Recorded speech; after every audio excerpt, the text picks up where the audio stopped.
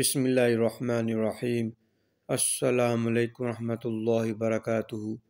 Knowledge آپ قرآن حدیث کے چاہنے والوں، آپ کا میزبان حافظ عاطف حسین آپ کی خدمت میں حاضر ہے۔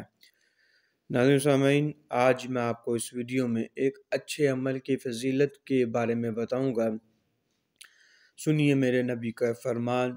آقا علیہ الصلوۃ والسلام نے ارشاد فرمایا، جو شخص فجر کی نماز کے بعد اپنی جگہ بیٹھا رہا یہاں تک کہ اشراق کی 2 رکعت پڑھ لے اور اچھی بات کے علاوہ کوئی بات نہ کرے تو اس کے گناہ معاف کر دیے جائیں گے، اگرچہ سمندر کے جاگ سے زیادہ ہوں۔